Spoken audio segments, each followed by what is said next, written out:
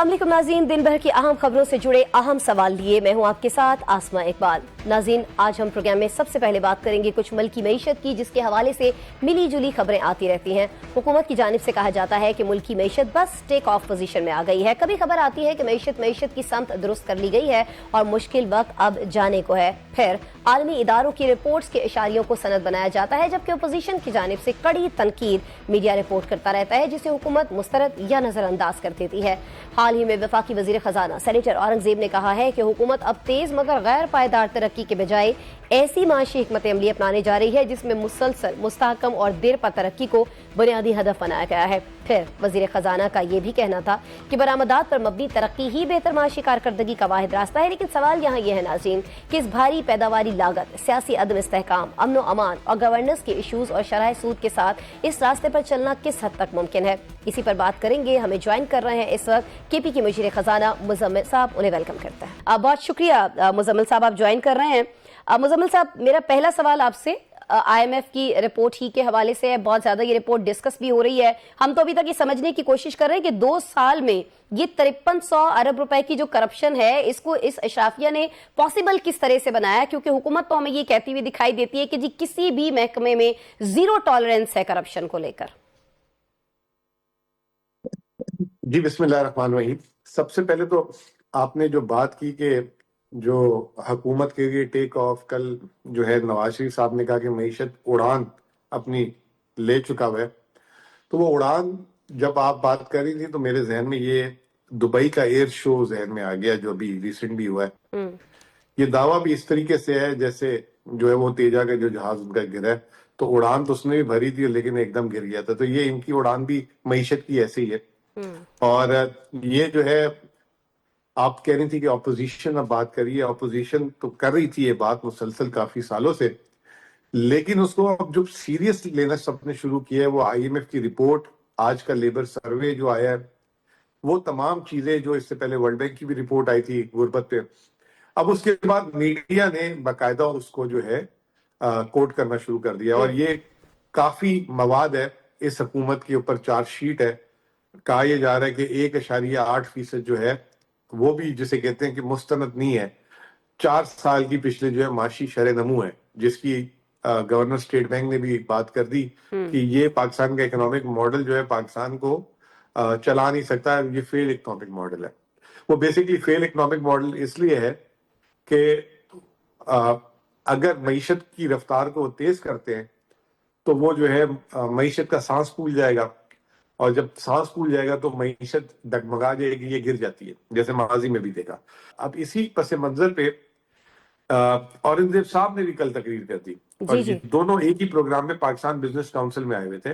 औरंगजेब साहब ने भी कहा कि हम इस साल 3.5% के हिसाब से ग्रो करेंगे, जो मैं समझता हूँ कि उन्होंने बड़े जैसे कहते हैं बहादुरी से ये नंबर बोला है। जो अभी जो जमीनी हकाइक है और फ्लड्स के बाद ये 1.5-2% भी कर लें तो बहुत बड़ी बात होगी। अच्छा सर, कल उन्होंने इसी तकरीब में if I am not wrong ये भी बोला है कि 1000 जॉब्स जो हैं वो हमने खत्म की और 56 अरब रुपए बचाए। सर, इस स्ट्रैटेजी को जरा हमें समझाने की कोशिश कीजिएगा, ये सही स्ट्रैटेजी है? और जब आप लेबर सर्वे की बात करते हैं तो ये तो खुद ही इन्होंने अपने खिलाफ चार्जशीट नहीं पेश कर दी, उसमें भी तो यही जिक्र है कि कितने सारे लोग हैं पाकिस्तान के अंदर जो बेरोजगार हैं इस वक्त। देखें वो थोड़ा सा उन्होंने उसकी वजाहत करनी चाहिए थी उनको कि उन्होंने 60,000 लोगों को नौकरी से निकाला है या निकालेंगे या क्या करेंगे। मैं आपको वजाहत कर देता हूँ वो क्या है। जब सरकारी मुलाजिम रिटायर होता है तो उसके रिटायर होने के बाद नए मुलाजिम को लिया जाता है उसकी जगह पे, और जो रिटायर होता है उसको पेंशन मिलती है। तो अक्सर औकात चाहे सूबाई हुकूमतें हो चाहे वफाकी हुकूमत हो, तो जो लोग रिटायर हो रहे होते हैं उसके साथ साथ उनकी फौरी तौर पे भर्ती नहीं हो रही होती। तो इन्होंने कहना ये चाह रहे थे कि वो जो मेरे पास वेकेंट पोजीशन पड़ी हुई है जिसपे मैं भर्ती कर सकता हूँ, उस पे नहीं किया, उनको मैंने खत्म कर दिया। तो बेरोजगार किसी को नहीं किया। आप इस बात को समझने की कोशिश करें।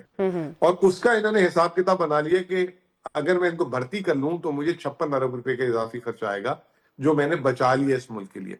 तो ये कोई अनोखा काम नहीं किया उन्होंने, ये काम तो खैबर पख्तूनख्वा में भी हो रहा है, सिंध में भी हो रहा है, पंजाब में भी हो रहा है, क्योंकि हमें तकरीर करनी है। साथ उन्होंने फिर बोला मैंने यूटिलिटी स्टोर बंद कर दिया है, ہم اب پاسکو جو ہے جو گندم خریدتی ہے پورے ملک سے، اس ادارے کو بند کرنے، بندش کی طرف جا رہے ہیں. تو وہ بتا رہے تھے کہ بہت ساری ہم نے وزارتوں کو جو ہے ایک ساتھ جوڑ دیا ہے، 2 وزارتیں جو ہے ایک کر دی ہے. لیکن اگر ہم دوسری طرف دیکھیں تو وزیر اعظم کی کابینہ ہر ہفتے کوئی نہ کوئی، ہر مہینے ایڈیشنز ہوتے ہیں، اور پھر اس کے بعد وہ اسپیشل ایڈوائزرز بھی لگاتے ہیں، نئے چارج بھی دے رہے ہیں. تو یہ چھوٹی چھوٹی پینٹس ہیں، جو بڑے کام ہیں ان کی بات کریں. دوسری بات یہ کہ نہیں تو ابھی بڑا تک کام آپ کو یہ نہیں لگتا کہ معیشت ڈیفالٹ ہونے جا رہی تھی جب موجودہ حکومت نے اقتدار سنبھالا؟ تو ہمیں تو یہی سننے میں آیا کہ جی جو گزشتہ حکومت تھی، چلیں پی ٹی آئی کی بات کر لیتے ہیں، پی ٹی آئی پر انہوں نے سارا الزام دھرا کہ جو معیشت ہے پاکستان کی وہ تو تباہی کے دہانے پر تھی، ہم ڈیفالٹ ہونے کے دہانے پر تھے، ڈیفالٹ ہونے جا رہے تھے. موجودہ حکومت نے ڈیفالٹ ہونے سے بچایا ہے کنٹری کو، تو یہ بڑا کارنامہ نہیں ہے مزمل صاحب؟ دیکھیں، میں ایک بات اس میں بڑی کلیئر بات کرتا ہوں، بڑے عرصے سے بات کر رہا ہوں کہ ڈیفالٹ کی تعریف کیا ہے. ٹھیک ہے نا؟ اگر آپ یہ کہتے ہیں کہ بیرونی ملک ہم نے $1 ارب کی پیمنٹ کی بر وقت ادائیگی کر دی ہے تو ہم نے ڈیفالٹ سے ملک کو بچا لیا ہے، تو ایٹ دا سیم ٹائم آپ سعودی عرب سے ہر سال $3 ارب کا جو ہے وہ لیتے ہیں، رول اوور لیتے ہیں. آپ کہتے ہیں ہمارے پاس پیسے جس کو مزید 1 سال آگے کر دے. چین سے لیتے ہیں 4 سے 6 ارب ڈالر کا، UAE سے لیتے ہیں $2 ارب کا. تو وہ اگر آپ ان کو کہہ رہے ہیں کہ ہمارے پاس ادائیگی کے لیے پیسے نہیں ہیں اور اس کو رول، ان کی مہربانی اس کو رول اوور کر دیتے ہیں، تو میں یہ کہہ رہا ہوں نا کہ آپ نے جو $1 ارب بھیج دیا باہر اس کی، یا $2 ارب بھیج دیا اس کی، تو آپ کہہ رہے ہیں کہ ہم نے ڈیفالٹ نہیں کیا. دوسری طرف آپ نے گردشی قرضے، مقامی قرضوں کی بات ہی کر لیں. مقامی گیس کا گردشی قرضہ 2600 ارب روپے، وہ حکومت ادائیگی نہیں کر پا رہی. تو یہ کیا، جب ادائیگی آپ نہیں کرتے، عام سادہ الفاظ میں فائنانس میں یہ کہا جاتا ہے کہ اگر آپ کی ادائیگی بر وقت نہیں ہوگی تو یا تو آپ بینک کرپٹ یا ڈیفالٹ جو ہے اعلان کر دیے جائیں گے. جیسے مثال ہے، میں آپ کو ایک چیک دے دیتا ہوں ابھی $50,000 کا، صحیح. اور آپ بینک جاتی ہیں اور بینک میں وہ چیک کیش نہیں ہوتا، تو میں ڈیفالٹ کر گیا ہوں آپ کے آگے، بے شک میں ارب پتی ہوں. ابھی ہم ڈیفالٹ ہی کی سچویشن میں ہیں یا ملک میں کچھ بہتر ہوا ہے؟ دیکھیں، حکومت نے بہت ساری جگہوں پہ ادائیگیاں کرنی ہیں جو نہیں کر پا رہی نا. حکومت کا جو دعویٰ ہے وہ ایک لمیٹڈ حد تک درست ہے، لیکن بہت ساری چیزیں ایسی ہیں جو آج بھی ان ایڈریس کھڑی ہوئی ہیں. ٹھیک. تو اس پہ بس ایک ہی آسان طریقہ ہے نا کہ جی پی ٹی آئی والے یہ کہتے تھے، چلیں پی ٹی آئی والوں نے کہا ہے تو آپ باقی سارے بھی پیسے ادا کر دیں، قرض ادا کر دیں. آپ یہ چھوڑیں کہ واحد خیبر پختونخوا صوبہ ہے جس کی حکومت مقروض ہے اور ڈیفالٹ ہے. میں تو کہوں گا کہ ہمارے NFC میں جو ہمارے جو ضم شدہ علاقوں کے پیسے ہیں اس کو مرج ایریا میں نہیں ڈالا، ہمارے بجلی کے واجبات نہیں ڈالے، یہ سارے ملا کے 2.5 سے 3 ہزار ارب بنتے ہیں. اچھا، نواز شریف صاحب تو کل کوئی اور تصویر پیش کر رہے تھے، اور ساتھ میں ابھی آپ نے خود چونکہ NFC کا ذکر کر دیا، 28ویں ترمیم کی بڑی باز گشت ہمیں سنائی دے رہی ہے. آپ کو بھی کچھ اعتراضات ہیں اگر NFC کے معاملے کو لے کر کچھ تبدیلی کرنے کی کوشش کی جاتی ہے؟ اور اگر حکومت تبدیلی کرنا چاہ رہی ہے تو اس میں پرابلم کیا ہے؟ دیکھیں، بات یہ ہے کہ ہم دوسروں کی طرف کوئی اعتراض نہیں کریں گے. ہم تو اپنے جو ہمارے واجبات ہیں، ہمارے جو حق ہے، ہم اس کی بات کریں گے پہلی. ٹھیک ہے؟ اس کے بعد حکومت کے کیا پروپوزل ہے، حکومت کی اس کے پیچھے کیا دلیل ہے، وہ تو ابھی تک ہمارے پاس آئی نہیں ہے نا. اور میں بلا وجہ میں کہوں کہ مجھے اعتراض اس پہ، میرے پاس وہ تفصیل ہی نہیں ہے. جب وہ سامنے آئے گی انشاءاللہ 4 تاریخ کو دسمبر کو، اگر ہو گئی، کیونکہ پچھلے 3 مہینے سے 2 سے 3 دفعہ اس کی تاریخیں چینج ہوئی ہیں، ڈیلے ہوا ہے، اگر وہ ہو جاتی ہے 4 تاریخ کو اور حکومت کا موقف اگر اس میں آ جاتا ہے تو پھر اس پوزیشن میں ہوں گے آپ سے بات کرنے کے. اور انشاءاللہ تعالیٰ باقیوں کا تو صوبوں کا نہیں پتا، ہم جو ہے بڑا اس کو، اور جہاں پہ وہ رائٹ ہوں گے نا، یہ میں آپ کو ایک بات بتا دوں، ہم سب سے پہلے ان کو سپورٹ بھی کر رہے ہوں گے انشاءاللہ تعالیٰ. دیکھیے، جب ہم آپ سے بات کرتے ہیں، ہم PTI کے لوگوں سے بات کرتے ہیں، KP گورنمنٹ میں کسی سے بھی بات کرتے ہیں، تو ہمیں یہ بتایا جاتا ہے کہ نون لیگ معیشت کو لے کر جو فیصلے کر رہی ہے وہ غلط ہیں. کل نواز شریف صاحب جب گفتگو کرتے ہیں تو وہ سارے کا سارا معیشت کو لے کر جو بھی پرابلمز آ رہے ہیں وہ سارے کا سارا الزام آپ پر ڈال دیتے ہیں. تو ہم عوام جو ہیں وہ کس کی بات کو صحیح مانے؟ دونوں کی بات کو نہ مانیں. ایک کام یہ کریں کہ آپ کے پاس گوگل ہے، ویسے تو آپ کو چاہیے کہ اسٹیٹ بینک کی اکنامک سروے دیکھ لیں، حکومت کے شائع کیے ہوئے دیکھ لیں، وہ گوگل بھی کریں گے تو انہی کے لنک آتے ہیں. پہلے تو آپ یہ دیکھ لیں کہ 78 سال میں کون کتنے وقت حکومت میں رہا. ٹھیک ہے؟ پھر اس کے بعد دوسرا کام یہ رکھ لیں کہ یہ جو 24-25 IMF کے پروگرام لیے اس میں سے نون لیگ نے کتنے لیے ہیں پی پی پی نے کتنے لیے ہیں اور پی ٹی آئی نے کتنے لیے ہیں, اور شہباز شریف صاحب اب پی ڈی ایم بھی ڈال دیں, انہوں نے کتنے لیے اور فوج نے کتنے لیے. تو یہ 24 پروگراموں میں پی ٹی آئی نے ایک پروگرام لیا. شہباز شریف صاحب جب سے حکومت میں آئے 4 سالوں میں 3 پروگرام لے چکے ہیں, 4 سالوں میں 3 پروگرام لے چکے ہیں. نواز شریف صاحب نے ہر اپنی جب وزیر اعظم بنے انہوں نے آئی ایم ایف کا پروگرام لیا. تو وہ نواز شریف صاحب دیکھیں نا, آپ مسئلہ یہ ہے کہ آپ لوگ جو ہے نا اسٹیٹمنٹس کا جسے کہتے ہیں نا وہ سٹی اسکین یا الٹرا ساؤنڈ نہیں کرتے ان کے. کل انہوں نے کہی ایک بات, انہوں نے کہا کہ شہباز شریف نے 39% مہنگائی کو کم کر کے 3% کر دیا. پہلے تو 39% شہباز شریف صاحب کے دور میں ہوا تھا, پی ٹی آئی جس دن گئی تھی 12% مہنگائی تھی, وہ غلط بیان. پھر انہوں نے کہہ دیا اب 3% ہے, پچھلے مہینے 7.5% آئی ہے مہنگائی, وہ بھی غلط بیان. لیکن آپ لوگوں کی ہمت نہیں ہوگی اس کا الٹرا ساؤنڈ کرنے کی, آپ وہ صرف آ جائیں گے. نہیں, اگر ہم الٹرا ساؤنڈ پہ جائیں مزمل صاحب, تو جو عمران خان کا جاتے جاتے پیٹرولیم مصنوعات کی قیمتیں ایک دم سے غیر حقیقی طور پر کم کرنا تھا, تو وہ بھی اس کا الٹرا ساؤنڈ جو ہے وہ آپ کے خلاف جاتا ہے نا. لیکن مجھے چلے مزمل صاحب, تو کس نے روکا, کس نے؟ نہیں, میں تو آپ سے پوچھ رہی ہوں نا سر, میں تو پھر آپ سے پوچھ رہی ہوں سر. لیکن مجھے ایک اور چیز بھی بتا دیجیے گا اس کے ساتھ ساتھ کہ دہشت گردی کی جب ہم بات کرتے ہیں, خاص طور پر جب ہم کے پی کی بات کرتے ہیں, تو ہم جانتے ہیں کہ سوشل ایشوز جو ہیں وہ بھی دہشت گردی کے پیچھے بہت زیادہ متحرک ہیں. سابقہ فاٹا کے جو علاقے ہیں وہاں صنعتیں نہ ہونے کے برابر ہیں.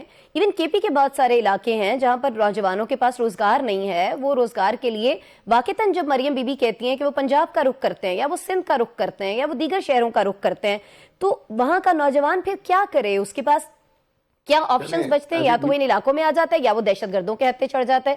تو حکومت تو یہ کہتی ہے, وفاق تو یہ کہتا ہے کہ آپ بجائے ان پہ تنقید کرنے کے آپ اپنے صوبے پہ توجہ دیں سر. نہیں, دیکھیں میری بات سنیں, ہم تنقید نہیں کرتے کسی پہ. ان کو لگتا ہے کہ ان کو وہم ہے کہ ہم ان پہ تنقید کرتے ہیں. میں آپ کو ایک مثال دے دیتا ہوں, پھر آپ کے اس بات کا ضروری جواب ہے, آپ نے لینا ہے. جی ٹھیک ہے نا. پہلے میں ایک مثال دے دیتا ہوں کہ میری ایک رشتہ دار ہیں, ان کا ہیئرنگ ایڈ کا مسئلہ, یعنی کہ وہ کم سنتی ہیں. اب ان کے ساتھ ہم اگر کھانے کے ٹیبل پہ بیٹھ کے کھانا کھا رہے ہو نا, تو آپس میں 2 لوگ بات کر رہے ہو اور ہنس رہے ہوتا, تو ان کو کبھی کبھار ایسے لگتا ہے کہ ہم ان کی کوئی بات کر رہے ہیں. ٹھیک ہے نا. وہ ہمیشہ وہ ان کے ذہن میں یہ ہوتا ہے کہ شاید یہ میری کوئی بات کر رہے ہیں اور ہنس رہے ہیں. ٹھیک ہے, حالانکہ بات کوئی اور ہو رہی ہوتی ہے. تو ہم بعض اوقات ہم کوئی بات کر بھی نہیں رہے ہوتے. وہ مریم بی بی جو ہے وہ روزانہ تقریر ہم پہ شروع کرتی ہیں اور تقریر ہم پہ ختم کرتی ہیں. ہمارے پاس اتنا ٹائم نہیں ہے ان کے لیے یا ان پہ ٹائم ضائع کرنے کے لیے. اب آپ نے بات کی دہشت گردی کی, اور آپ کہہ رہی ہیں کہ ضم شدہ علاقوں میں فیکٹریاں نہیں ہیں. بی بی, ہمارے پاس 2018-19 میں ضم شدہ علاقہ ہمیں مرج کر کے دے دیا گیا. یہ اس طریقے سے ہے کہ ایک بچہ جو ہے اس کے والدین جو ہیں وہ جو ہے وہ جو ہے معذور ہو جائے یا یہ کر لے, اور اس کے بعد آپ کو یہ کہہ دیا جائے کہ اس فیملی کا خرچہ آپ نے اٹھانا ہے. ٹھیک ہے نا. تو آپ اس فیملی کا خرچہ جب تک آپ کو جو آپ کی ذمہ داری لگائے گا وہ آپ کو دے گا نہیں, تو آپ کیسے پورا کریں گی؟ آپ نے ہمارے ساتھ اس کو کروا دیا, بہت اچھی بات ہے, اور عوام بھی وہاں کی چاہتی تھی کہ ہم خیبر پختونخوا کے ساتھ ضم ہونا چاہتے ہیں.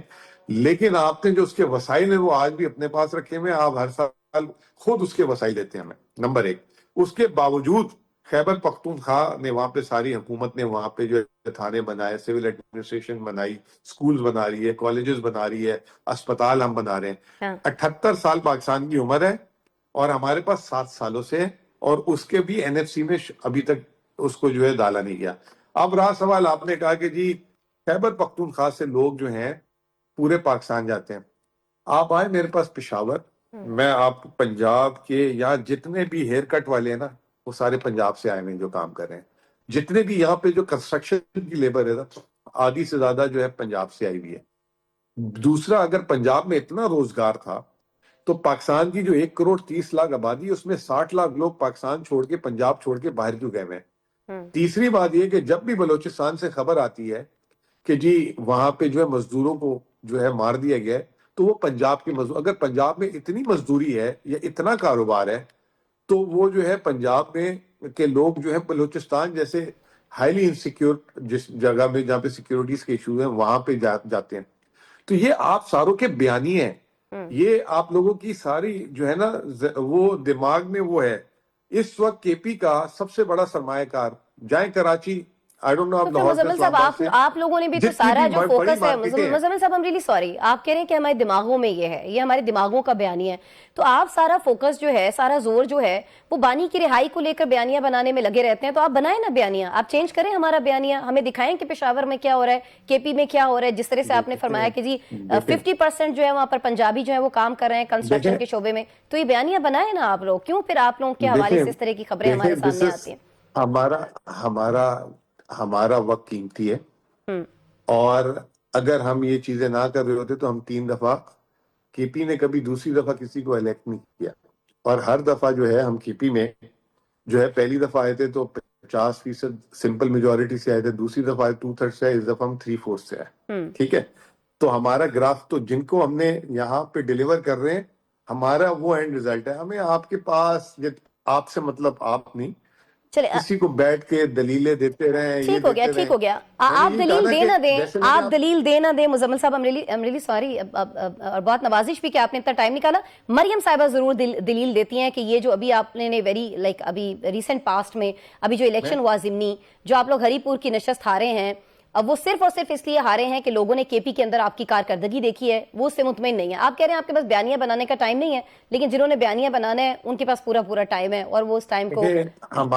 हमारा तो सीधी सी एक ही बात है जी, और वो सीधी सी एक बात है कि मरियम साहिबा अगर वो समझ रही है कि वो हरीपुर का इलेक्शन जीती हैं और उनकी कारकर्दगी कोई किसी ने देखकर या उनके जो है चचा जी की कारकर्दगी देखकर उनको वोट दिया, तो ये आप सारों की खामख्याली है। आप किसी दिन माइक लेकर जो है ना, खुद मैं आपको कहता हूं कि आप जाएं पूरे हरीपुर में घूमें और लोगों से खुद पूछ लें अगेन, ठीक है ना। हमें ये पता है, इसीलिए हमने जो है इलेक्शंस के पहले ही बाइकआउट का ऐलान कर दिया था कि हमने नहीं करने। ये तो हरीपुर की एक फैमिली सीट थी जिसपे खान साहब ने खास परमिशन दी, और वो भी इलेक्शन हम जो है अच्छी वाजी बर्तरी से जीते थे। अगेन ठीक है, चले यहाँ भी आप लोग धांधली का इल्जाम लगाते हुए दिखाई देते हैं, अपनी सारी इंतजामिया होने के बावजूद, अपनी सारी मशीनरी होने के बावजूद, सीएम साहब की धमकी होने के बावजूद। मुजम्मिल साहब, वोट तो हम नहीं गिनते ना बीबी, सीएम साहब की मशीनरी, हमने वहां पे कोई रेट तो नहीं कराया ना। NA-18 का देखी थी हालत आपने, और उसको कंपेयर कर लें, सुबह 9 से शाम 5 बजे तक वहां पे मशीनरी इस्तेमाल होती है, उसके बाद 5 बजे के बाद वो मशीनरी का टेक ओवर कोई और कर लेता है जिसका नाम है इलेक्शन कमीशन, ठीक है ना। तो पहले तो आप अगर एक काम कर लें, सुबह 9 से 5 बजे तक की आपको कितनी खबरें पंजाब में जो है NA-18 की इलेक्शन की और उससे 2 दिन पहले कितने रेड हुए, कितने मुखालिफ वोटे, और वो हरीपुर का देख लें, फिर आपको अंदाजा हो जाएगा कि कौन किस मशीनरी का किस तरह इस्तेमाल करता है। नहीं, मुजम्मिल साहब आप वजह फरमा रहे हैं, हमने देखा भी है, हमने उसको रिपोर्ट भी किया है, हमने उस पे हुकूमत से सवाल भी किया है। मैं आपको नहीं कह रहा आप रिपोर्ट करें ना करें, मैं तो सिर्फ आपको एक वाज़ेह फर्क बता रहा हूँ। नहीं, हम लोगों ने बिल्कुल किया है, ये जो आपके तहफ्फुज़ात हैं, जो इल्जामात पीटीआई ने लगाए हैं, हमारा इत्तेमाद देख लें कि अगर हमें डर होता तो हम भी NA-18 वाली हरकतें कर रहे होते। हमारे मुखालिफ ने एक दफा बोला हो कि किसी उसके प्रिजाइडिंग ऑफिसर, उसके पोलिंग एजेंट, उसके बंदे को जलसा करने की, हमें पता है ना कि हम जीते हुए थे, हम ये ओछी हरकतें नहीं की। जहां पे हुई हैं वो आपके सामने है। अगेन, आपने कितना रिपोर्ट किया, मैंने कितना बोला, ये सारी इररेलेवेंट है। बात ये कि जो इलेक्शन टर्नआउट जो आया है और जो बाइकआउट आया है वो लम्हा फिक्रिया है इस वक्त। ठीक हो गया मुजम्मिल साहब, हमारे लिए नहीं है। बहुत शुक्रिया। मुजम्मिल इस्लाम साहब साथ मौजूद थे, मुशीर खजाना है जी आप केपी गवर्नमेंट के लिए, हमारे प्रोग्राम के लिए आपने वक्त निकाला, आपका बहुत शुक्रिया। नाज़रीन, प्रोग्राम में एक ब्रेक शामिल करते हैं, ब्रेक के बाद मिलते हैं आपसे।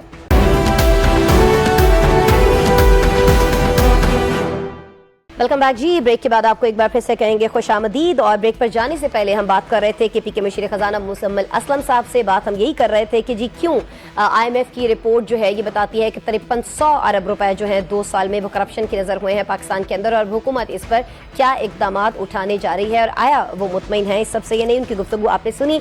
अभी हम राब्ता कर रहे हैं जी डॉक्टर फारूक सलीम साहब से, माहिर माशियात हैं, अक्सर आप इनको दीगर चैनल्स पर भी सुनते रहते हैं, हमारे साथ आज वक्त निकाल रहे हैं हमारी रिक्वेस्ट पर। फारूक साहब बहुत शुक्रिया, पहले तो आपने वक्त निकाला। फारूक साहब ये फरमा दीजिएगा कि गवर्नर स्टेट बैंक یہ کہہ رہے ہیں کہ ملک کا جو معاشی ڈھانچہ ہے وہ جو 25 کروڑ عوام کا بوجھ ہے وہ اٹھانے کے لائق نہیں رہا ہے، ان کی ضروریات کو پوری کرنے کے قابل نہیں رہا ہے. لیکن آج ہی رانا ثناء اللہ صاحب جو ہیں وہ ایک ٹی وی کو انٹرویو دیتے ہوئے یہ کہتے ہیں کہ اگر ہم چاہیں تو اپنے عوام کو ریلیف دے سکتے ہیں، لیکن آئی ایم ایف رکاوٹ ہے. یعنی ہم ریلیف دینے کی پوزیشن میں ہیں، صرف اور صرف ہمیں روکا ہوا ہے، تو آئی ایم ایف نے روکا ہوا ہے اور سارا جو بدلہ ہے وہ عوام سے لیا جا رہا ہے اس چیز کا. دیکھیے، جو اسٹیٹ بینک کے گورنر نے کہا، میرے نزدیک اس کے اوپر فوکس زیادہ ہونا چاہیے. ایک یہ ہے کہ ہمارا معاشی ڈھانچہ ہے کیا، اور پھر اس کو بدلا کس طرح جا سکتا ہے. تو دو بڑے سوال. دیکھیے، اس وقت میں اس معاشی ڈھانچے کو کہتا ہوں ریورس رابن ہوڈ. ایک وہ رابن ہوڈ کی کہانیاں ہمیں سنائی جاتی تھی کہ رابن ہوڈ امیروں سے پیسے چھین کے اور غریبوں میں بانٹا کرتا تھا. پاکستان کا جو اس وقت جو معاشی ڈھانچہ ہے اس کو میں یہ کہتا ہوں وہ ریورس رابن ہوڈ ہے. اس کا مطلب کہ وہ عام غریبوں سے پیسے، ان کی جیب سے پیسے نکال کے اور ان کی دولت کی منتقلی ہوتی ہے جو ایک آلریڈی مراد یافتہ طبقہ ہے. تو یہ ریورس رابن ہوڈ کا جو بنیادی ڈھانچہ ہے اس کو ہم نے کس طرح بدلنا ہے. دیکھیے، اس ڈھانچے میں ہو کیا رہا ہے. اس ڈھانچے میں دیکھیے کہ حکومت پاکستان جو ہے وہ پورے پاکستان میں جتنی بجلی بنتی ہے اس کو خریدتی ہے، پھر اس کو بیچتی ہے. اس خرید و فروخت میں تقریباً 400 سے 500 ارب روپے کا سالانہ ٹیکہ لگ جاتا ہے عام پاکستانی شہری کو، اور خاص طور پہ ٹیکس پیئر کو. جتنی بھی حکومتیں آئی ہیں پچھلے 25 سال میں، سبھی سیاسی جماعتوں نے حکومت کر کے دکھائی ہے. پیپلز پارٹی بھی، پی ایم ایل این بھی، پی ٹی آئی بھی، سب نے مجموعی طور پہ کوئی 713 ارب روپے کا صرف پی آئی اے میں نقصان کر ڈالا ہے. معاشی ڈھانچہ ہے، ہر سال بجٹ آتا ہے، 800 سے 900 ارب کی گرانٹس بانٹی جاتی ہیں، معلوم نہیں کہاں جاتا ہے. جب سے حکومت گندم کی قیمت فکس کر رہی ہے، وہ پیسکو میں 7 سے 8 ملین ٹن گندم خرید لیتی ہے. آج پتہ چلتا ہے کہ پاسکو میں پچھلے کچھ سالوں میں کوئی 890 ارب روپے کا نقصان ہو گیا ہے، اور پاسکو والے یہ کہتے ہیں کہ یہ 890 ارب روپے کی گندم جو ہے وہ چوہے کھا گئے ہیں. اب یہ کون سے چوہے ہیں، یہ کہاں سے آئے ہیں، اور یہ صرف پاکستان کی گندم کیوں کھاتے ہیں؟ اب آپ سوچئے کہ جو پبلک سیکٹر انٹرپرائزز چل رہی ہیں وہ پچھلی کئی حکومتیں اس کو چلائے چلے جا رہی ہیں. اب یہ پتہ چلا کہ انہوں نے مل جل کے کوئی 5000 اور 600 ارب کا نقصان کر دیا، اور یہ نقصان تو آپ اور میں دے رہے ہیں اور ٹیکس پیئر دے رہے ہیں. ایسا ہی ہے. تو ایک بنیادی ڈھانچہ ہے جو میں نے آپ کے سامنے رکھا جو ہے، اور اسی کے مطابق شاید گورنر اسٹیٹ بینک کہہ رہے ہیں کہ اس کو بدلنے کی ضرورت. تو آپ کو لگتا ہے کہ حکومت کچھ ایسے اقدامات کر رہی ہے جس سے ہمیں آنے والے وقتوں میں دکھے گا کہ یہ ڈھانچہ جو ہے یہ واقعی تبدیل ہوا ہے، یا آپ سمجھتے ہیں کہ نہیں، ہارڈلز اتنے زیادہ ہیں کہ حکومت کے لیے ایسا کرنا یا آسان نہیں ہوگا یا پھر بالکل ناممکن ہے؟ سر دیکھیے، ابھی تک تو آنیسٹلی کوئی ایسا قدم اٹھتا اس ڈائریکشن میں حکومت کی طرف سے نظر نہیں آتا. ایک چیز میں آپ کو بتا دوں جو آپ سے شیئر کرنا چاہتا ہوں کہ آج کی تاریخ کے بعد، خاص طور پہ 27ویں ترمیم کے پاس ہونے کے بعد، ایک نیا ڈھانچہ سامنے آ رہا ہے، ایک نیا حکمرانی ڈھانچہ سامنے آ رہا ہے جس میں جو پاور ہے وہ بالکل سینٹرلائزڈ ہوگی. ایکسٹریم سینٹرلائزیشن میں اس کو کہتا ہوں. نئے ڈھانچے کے اندر جو ہماری عدلیہ ہے اس کو مکمل طور پہ ریسٹرکچر کیا جا چکا ہے. یہ دو بہت ہی بڑی تبدیلیاں آئی ہیں. اب پاور سینٹر جو ہے وہ مکمل طور پہ تبدیل ہو گیا ہے. اب دیکھنا یہ ہے کہ یہ پاور سینٹر جو نیا سامنے آئے گا، جو نیا ڈھانچہ سامنے آئے گا، اس کی سمت کیا ہوگی. تو ڈھانچہ تبدیل ہو گیا ہے، سمت دیکھنا باقی. تو اچھے کی امید رکھی جائے اس ڈھانچے کی تبدیلی سے. اس سے پہلے اگر کچھ ممالک کی مثالیں ہمارے پاس موجود ہیں تو وہاں اگر ڈھانچہ اس طرح سے تبدیل ہوا ہے، پاور سینٹر اس طرح سے تبدیل ہوا ہے، تو اس کی معیشت پر کیا ہمیشہ اچھے اثرات پڑے ہیں؟ سر جی، بہت زبردست سوال ہے، اور یہی اصل سوال ہے اس وقت کا. دیکھیے، تقریباً 24 سے 36 ممالک تو میں نے دیکھے ہیں، میں نے اسٹڈی کیے ہیں، جہاں پہ یہ والا ڈھانچہ جس میں ایک سینٹرلائز پاور ہے اور جن کی عدلیہ مکمل طور پہ ریسٹرکچر کی جا چکی ہے. اب صرف کا معاملہ جیسے میں نے ذکر کیا تھا، ایک ملک ہے مصر وہاں پہ بھی اس سے ملتا جلتا جی جی ڈھانچہ وہ چل رہا ہے.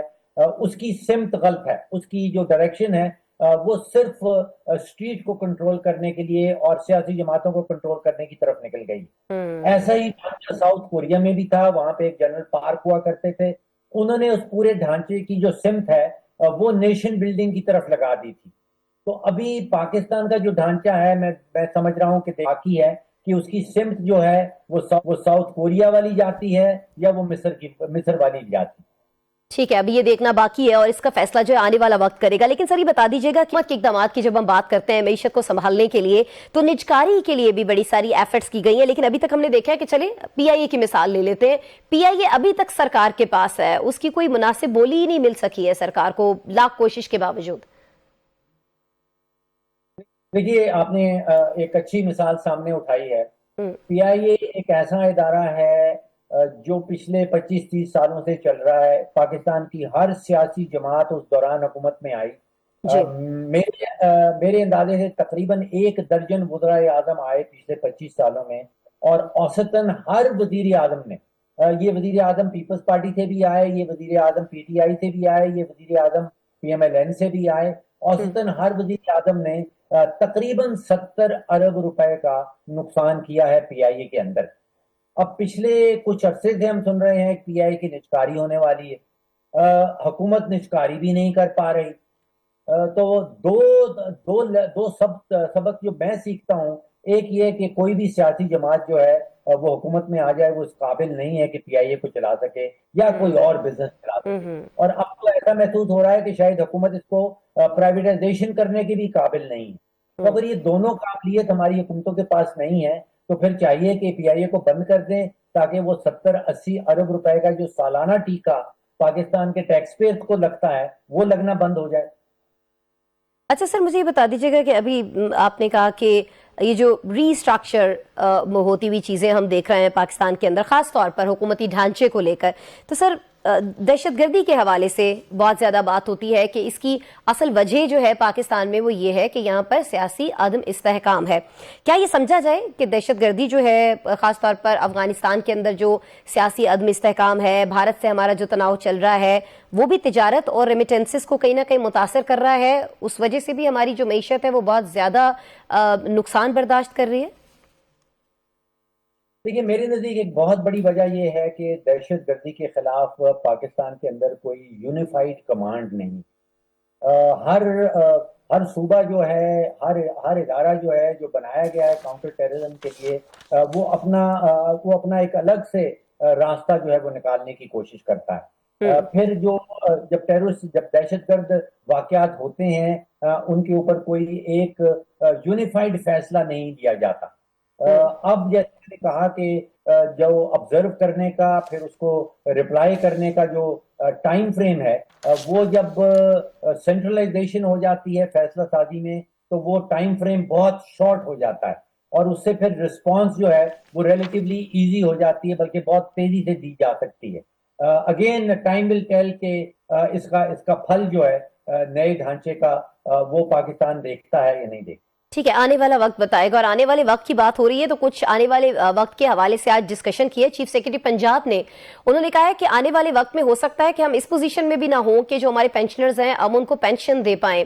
تو فاروق صاحب, آپ کی تو بڑی گہری نگاہ ہے, بڑا مطالعہ ہے, بہت نالج ہے, آپ کچھ سجیشنز ایسے دینا چاہیں, خاص طور پر کچھ 3 اہم ایسے سٹیپس جو اگر فوری طور پر موجودہ حکومت لیتی ہے تو معیشت جو ابھی بھی ہمیں کہیں نہ کہیں بہت زیادہ ایک منجھدار میں دکھائی دیتی ہے پاکستان کی, اس کو اس منجھدار سے نکالا جا سکے. دیکھیے ایک بہت بڑی رکاوٹ جو ہے وہ 18ویں ترمیم کی شکل میں سامنے آئی تھی. اس میں ہوا یہ کہ وفاقی حکومت, اب آپ تقریباً سوچیں کہ کوئی 16-17 ہزار ارب کی آمدن آتی ہے, اور وہ وفاقی حکومت 18ویں ترمیم کے تحت اس میں سے کوئی 8-8.5 ہزار صوبوں میں بانٹ دیتی ہے, اور 8-8.5 ہزار جو ہے وہ سود کی مد میں ایلوکیٹ کرنا پڑتا ہے. وفاقی حکومت کی جیب خالی ہو جاتی ہے, صوبوں کے پاس سرپلس بجٹ بچ جاتا ہے. ایسی صورتحال میں وفاقی حکومت تو چل نہیں سکتی. یہ میتھ کا سوال ہے, یہ کوئی سیاست کا سوال نہیں ہے. تو جب تک اس میتھ کو دور نہیں کیا جائے گا اس وقت تک جو ریاست پاکستان ہے، خاص طور پہ اس کی جو وفاقی حکومت ہے، وہ آگے بڑھنے کے قابل نہیں۔ اچھا سر، آج کل 28ویں ترمیم کا ہم بڑا چرچا سن رہے ہیں۔ بلاول بھٹو جو ہیں وہ کہتے ہوئے دکھائی دیتے ہیں کہ جی ترمیم کوئی بھی کرے لیکن جو 18ویں ترمیم ہے اس سے کوئی چھیڑ چھاڑ نہیں کر سکتا ہے، صوبوں کے حصے سے کوئی چھیڑ چھاڑ نہیں کر سکتا ہے۔ آپ کو ابھی جو موجودہ سچویشن ہے پاکستان کی، جب ہم معیشت کی بات کرتے ہیں، تو آپ کو لگتا ہے کہ NFC ایوارڈ کے ساتھ چھیڑ چھاڑ جو ہے وہ ضروری ہے، یا آپ کو لگتا ہے کہ نہیں یہ غیر ضروری عمل ہے، اس سے معیشت کے اوپر کوئی اثر نہیں پڑنے والا؟ دیکھیے سر، دو باتیں ہیں اور اس کو زیادہ پیچیدہ نہ بنائیں۔ پہلی بات تو یہ ہے کہ جو 8,800 ارب کا سود کی مد میں مختص کی جاتی ہے رقم وفاقی حکومت میں، وہ جو قرض لیا گیا تھا وہ صرف اسلام آباد کے اوپر نہیں خرچا گیا تھا، وہ پورے پاکستان کے اوپر خرچا گیا تھا۔ دوسرا معاملہ آپ دفاع کا لے لیں، جو 2,500 ارب کا خرچہ کیا جاتا ہے پاکستان کے دفاع کے اوپر، وہ وفاقی حکومت اپنی جیب سے ادا کرتی ہے، اور وہ دفاع جو ہے وہ صرف اسلام آباد کا نہیں ہوتا، وہ پورے پاکستان کا ہوتا ہے۔ تو خاص طور پہ یہ دو اخراجات جو ہیں، جو دفاع کا خرچہ ہے اور جو سود کی مد میں مختص کیا جاتا ہے، یہ صرف اسلام آباد حکومت کے خرچے پہ، صرف وفاقی حکومت کا خرچہ نہیں ہونا چاہیے۔ یہ جب تک چاروں صوبے مل کے اس کے اندر اپنا اپنا حصہ نہیں ڈالیں گے، یہ ریاست آگے بڑھنے کے قابل نہیں۔ بہت شکریہ فاروق سلیم صاحب، آپ ہمارے ساتھ موجود تھے۔ ناظرین، آپ نے فاروق سلیم صاحب کا تجزیہ سنا، ماہرانہ رائے ان کی جانی۔ ہماری معیشت کے حوالے سے پروگرام ایک بریک شامل کرتے ہیں، بریک کے بعد ملتے ہیں آپ سے دوبارہ۔